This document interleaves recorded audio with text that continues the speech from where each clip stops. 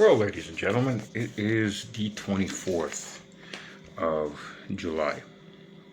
And we've got a lot to go over today. Like I said, I'm still on vacation, so the videos are coming rarer, um, once every couple days, 3-4 days. So let's begin, because there's a lot to do and cover. So on the part of the Azari empire building that Trump is now fully on board with. So the anti-Armenian Pashinyan, I'll begin with that. The anti-Armenian Pashinyan has signed a contract, supposedly, at least this is what Trump says, for the Zengezur corridor, which is a corridor in the south of Armenia that will now link Azerbaijan with this exclave to the west of Armenia. And it's now going to be the Trump Bridge. I'm surprised they didn't just call it the Corridor of America or some other silly crap like that. But apparently there's going to be an American company that's going to be managing that and taking 40% of the profit, I guess, on the paid road. In fact, news has come out that Armenian police have showed up at these villages and just started bulldozing houses and forcing people out.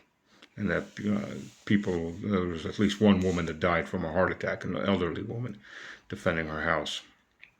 So the anti-Armenian is in full swing, working for his masters in D.C. and Ankara and in Baku. But it gets better. It gets better because the Azari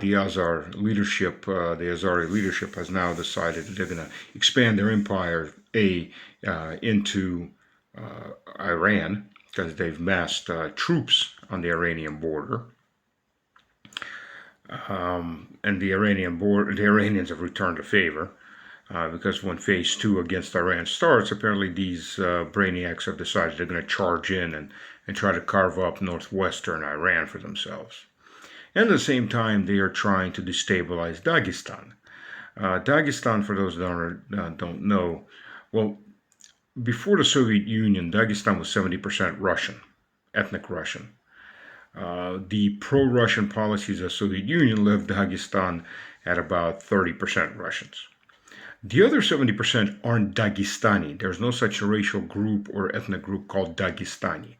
There are 36 different racial ethnic groups that make up the population outside non-Russian population of Dagestan that are native to this land. 36 groups.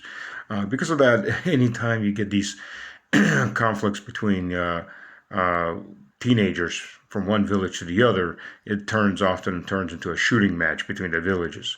The kids run back, the men grab their rifles and then go start whacking each other, because oftentimes the ethnicities change village to village. The second largest ethnic group in Dagestan are Azerbaijanis. Again, this is not a huge population because there's 36 groups, plus about 30% Russians. So what's been going on in the schools came out that at least one of the schools, the Azerbaijani kids are now reading nationalist, ultra-nationalist poetry about how this is all their land and it all belongs to Azerbaijan. So Aliyev has obviously decided that he's going to be the big new kingpin in the Balkans. I'm sorry, in the Caucasus. Yeah, we've had the Balkans as an issue too, but that was the other Islamic nut jobs that were backed by the U.S. called the KLA. Okay, so Aliyev is not very Islamic per se. I won't want to call him that. But he is getting very big for his britches. If he continues the way he's going, of course, this is only going to lead into one direction. That's probably going to be the ruin, if not destruction and vanishment of the Azerbaijani state. The only hope the Azerbaijani state has right now is in the anti-Armenian. So we'll see how the anti-Armenian faces. If the anti-Armenian finally meets his end, as more than deserved, then things are going to change rapidly. We'll see. the next couple of months, how that goes. So, sometimes you only just want to start with a clown world, and it's a sad clown world in this case. So the Israeli Minister of Foreign Affairs, Gideon Sa'ar, it's S-A apostrophe A-R, Sa'ar, I guess that's how you pronounce his name. So this guy was in, I think it was in France, where he condemned Russia's bombing of civilians in Kiev, or in Ukraine in general. Yeah. I think what he's condemning is it makes the Israelis look really, really bad. Because, by UN admission, there's been about 10,000, plus minus 10,000 killed civilians in 3 years of war. Ukrainian civilians. The key thing is Ukrainian, they're defining as all civilians that have been killed on any of the former Ukrainian territories, as well at counting them as Ukrainian civilians. So if you actually look at the fact that the Ukrainian army, which gets quite a bit of intelligence and other help from the Israelis, are murdering civilians in their former territories that have now returned back to Russia. The number of actual Ukrainian civilians killed in Ukrainian territory, that is the territory outside of the present line of contact, is actually pretty low. The yearly averages on civilians killed is about 2-3 days worth of mass murder by the Israeli army in Gaza, in south and now central Lebanon, in southern Syria, in the West Bank, just to keep things proportional. So, I guess, he should rightly condemn it. It makes them look awful, that Russia can carry on a war like this and not mass murder civilians. And where do we see that, by the way? We've had these protests, these spontaneous protests in Ukraine. So Zelensky feeling big for his britches. There's a lot of these little psychopaths feeling big in their britches these days. I guess he decided, since Trump now owns this war, and Trump is not going to be feeding him, even if it's through NATO, and questionable how much of those NATO funds are actually American funds, or much of those NATO funds are actually going to be European funds. I think the majority are going to be European funds in the end. But feeling big for his britches, Zelensky decided to get rid of the two anti-corruption organizations, one of which acronym came out to NABU.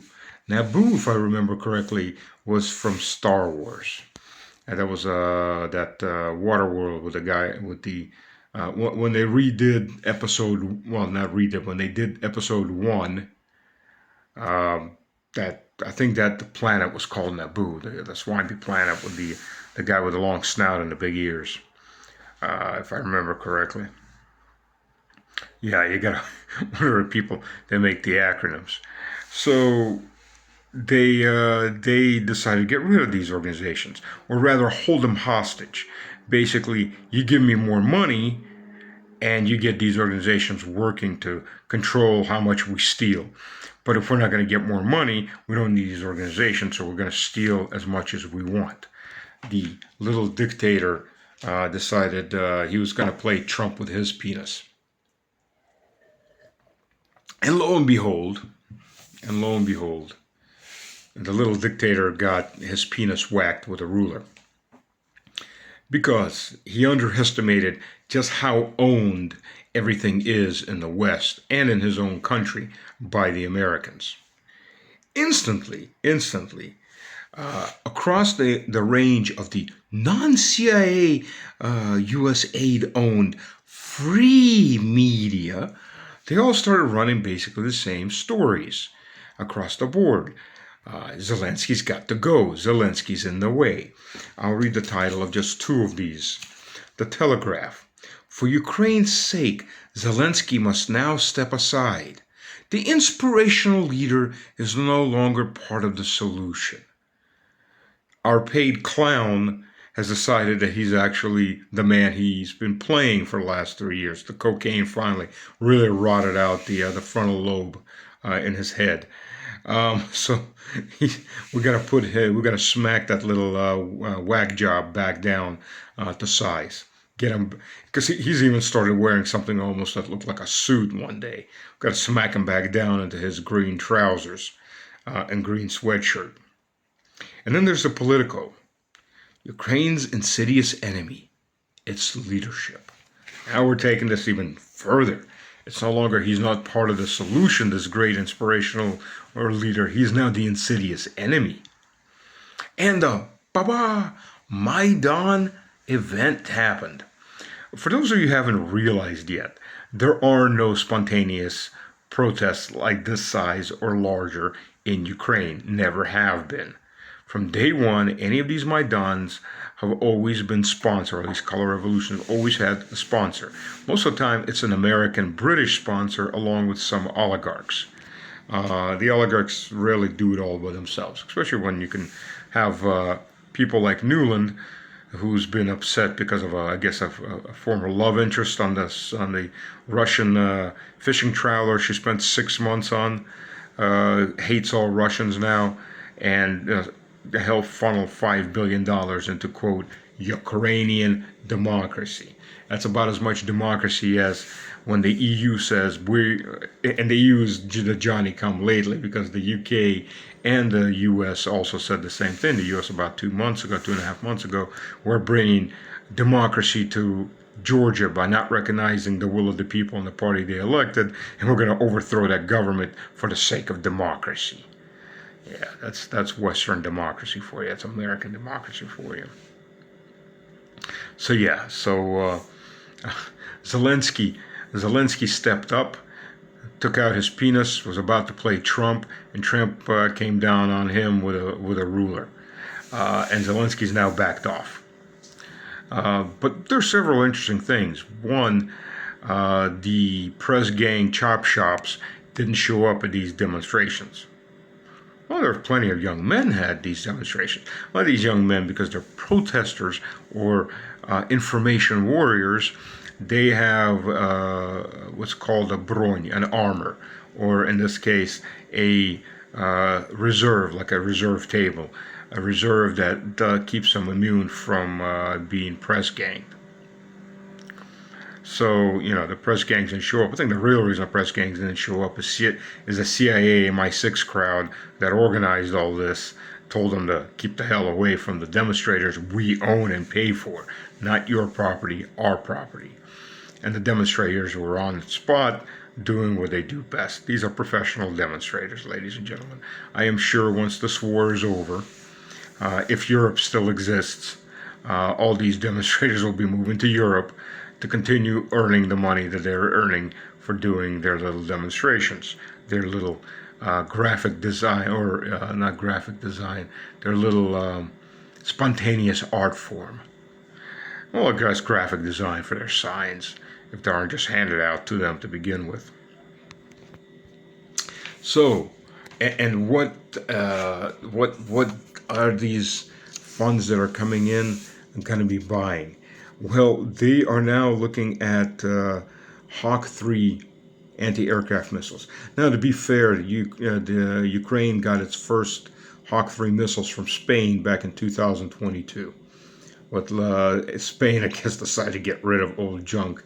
But now the Americans are going to be selling all this old junk to the Ukrainians. The Hawk 3 anti-aircraft missile that came into service in 1959 and left the U.S. Army service in 1994, replaced by the Patriot. The U.S. Marine Corps, ever holding on to old equipment, they let go of the last of their Hawk 3s back in 2002. But either way, these were basically 40-year-old systems that were well outdated, even by those standards. I mean, the Israelis bought those systems from the U.S. Shocking, isn't it? Back in the 1960s, early 1960s. So now Ukraine's going to be getting these top-of-the-line Hawk 3 systems with American money. Yes, it's going to be American money, one way or the other. I'm sure it will be. Even if it's European money, what does it matter? They'll be charged like something that came out in 2025, because that's how the U.S. Government does it. They give you 50 or 40 or 30-year-old junk and charge as if it was manufactured yesterday, and keep the difference for their own kickback pockets. Gotta love that creative accounting. So, speaking of Israel, by the way, while we're at it, the congressional creatures, or otherwise known as Congress critters, are now pushing through an end the hate bill.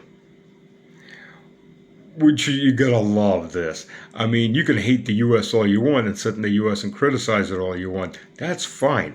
But damn it, don't you dare say anything about our genetic betters, the Israelis, who, by the way, do not allow genetic testing in Israel. It's illegal. Go figure why. Yeah, I'm sure you can. You'll figure it out yourselves.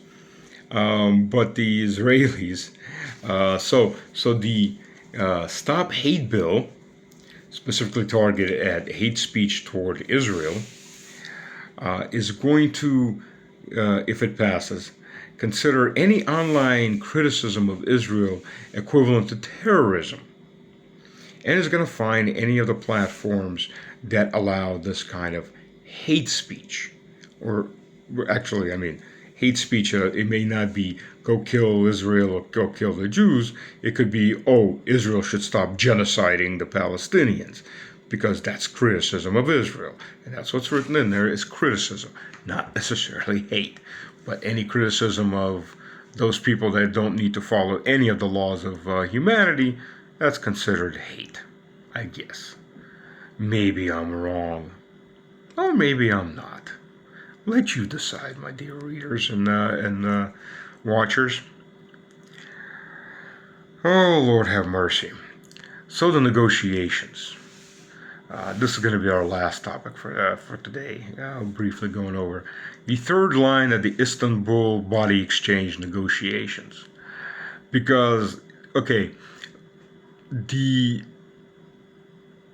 regime of country 404, for those who don't know what 404 means, it's page not found, error 404. So that's when I started, at least in Russia anyways, started calling Ukraine page not found, because that's the future of that entity, one way or the other. So 404, they are desperate that they get a ceasefire, because the war of attrition has gone to the stage of where one army collapses, and then all the land falls in the hands of the other army, something that most Westerners for some reason can't understand, considering World War I was a classic war of attrition on the Western Front, not on the Eastern Front. And their great-grandfathers lived through it. But they seem to have become absolutely obtuse with the concept. The war goes slowly for a while as you attrit the enemy's manpower until the lines crack, and then it goes very quickly afterwards, because you just start walking into territory the enemy can no longer man the defenses of, or even wants to man the defense of, or the army just surrenders, turns coat and runs, whichever, or all three of the above. So they're desperate for a timeout, which they're not going to get. They're also desperate to put Zelensky at a table with Putin. Even if Zelensky's butt sits down at a table across from Putin for 30 seconds, that gives him an immense amount of legitimacy. That's why the Russian government has even said, and Vladimir Vladimirovich said, sure, we'll sit down with him if he's the chief negotiator for Ukraine. We know he can't sign anything because he is an illegitimate leader.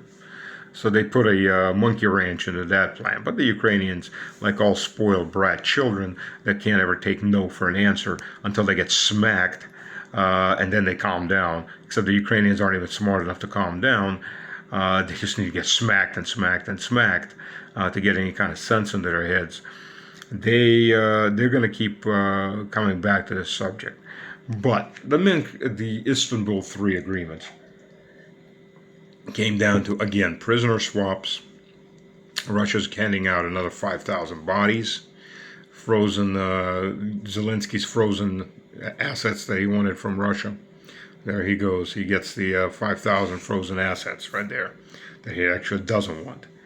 And along with those prisoner exchange, civilian exchanges.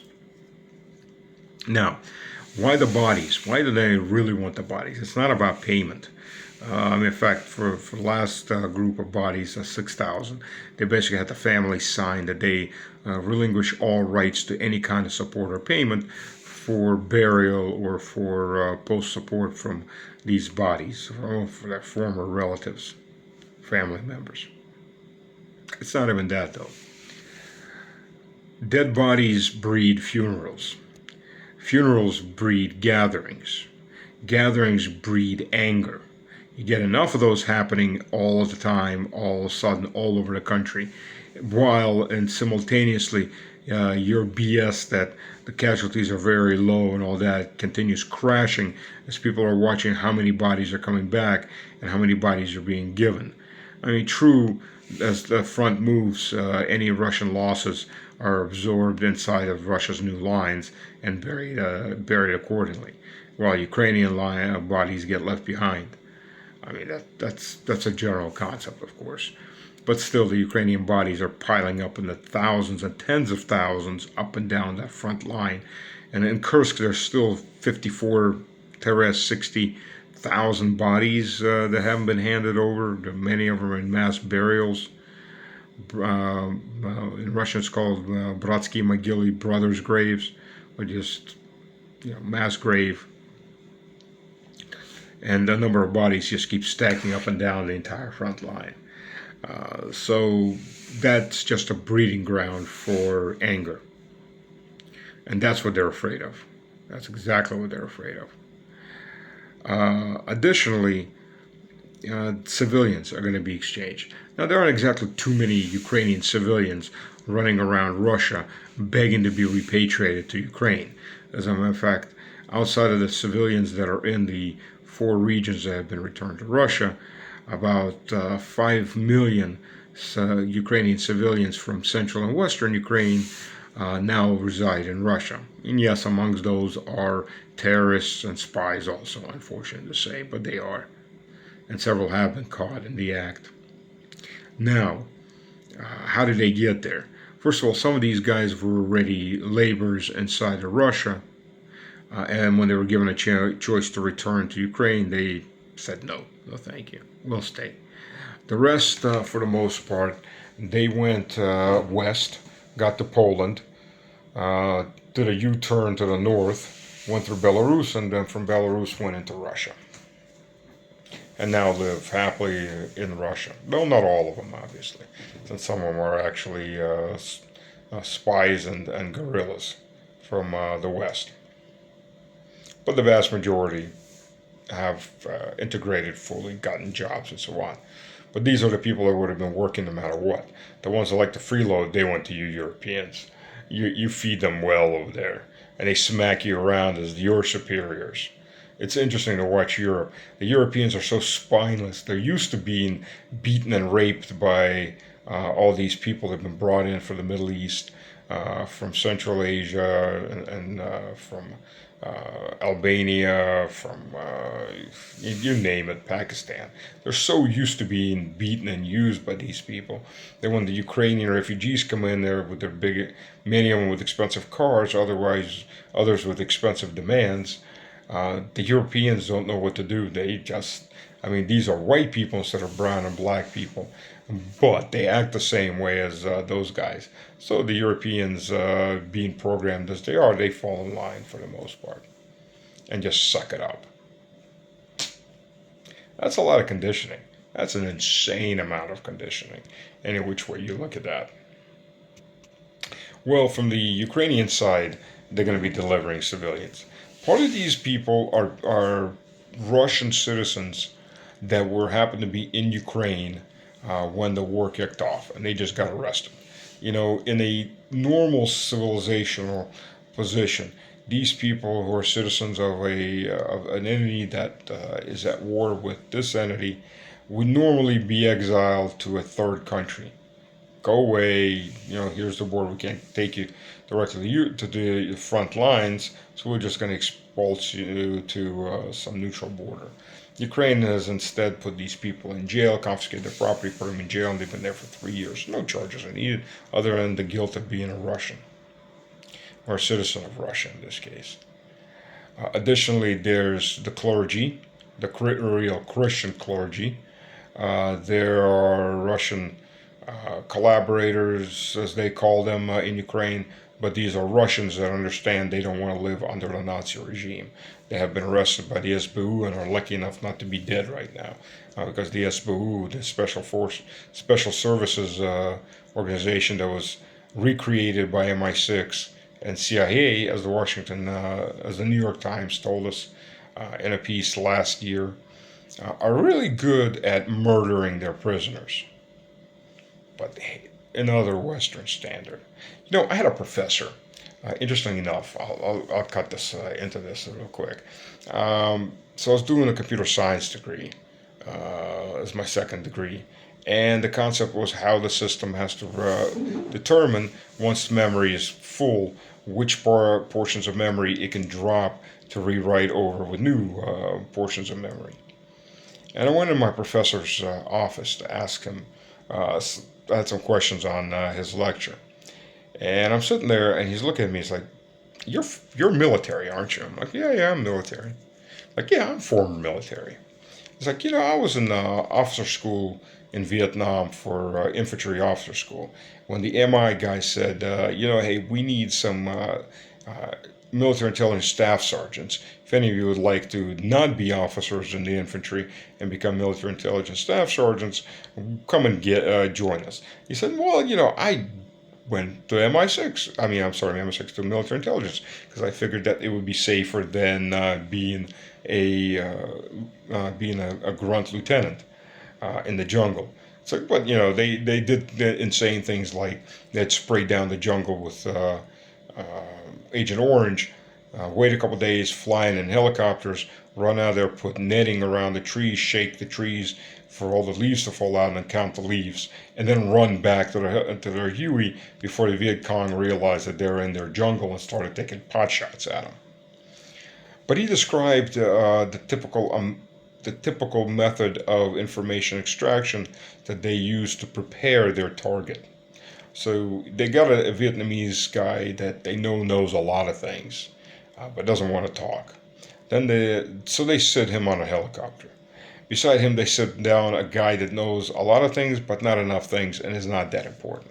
And then they put down just two random Viet Cong dudes that don't know jack.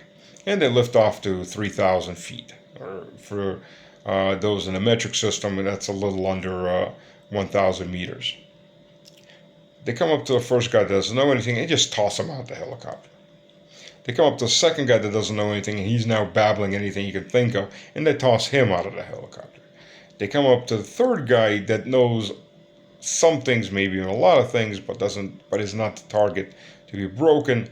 He babbles out everything he knows. They take it all down, and then they toss him out of the helicopter. At which point, the real target is probably psychologically broken enough he's ready to talk. And then they land the helicopter and walk him out to further interrogate. And from his own words, this was common practice. This was absolutely common practice in NATO. In the U.S. Army. Well, so the negotiations are the one good thing about negotiations in this case is when the Russian-speaking civilians come back to Russia, or come to Russia the first time over and start their new lives. Nobody can say that Russia left its own people or people loyal to it behind the lines. So this is a win for Russia. It's not a win for Ukraine. Well, on that note, ladies and gentlemen, I will no longer bother you this day morning, day, or evening, whenever you're listening to me with my melodious voice. Please, please share. Please like. Tell your friends and family. And if you would like to support me, by all means, please. It is a tough world we live in and a tough year. My Bitcoin wallet number is in the description. Let me know. Please share. That's the best thing you can do for this video too, is share it and like it. Thank you very much. God bless.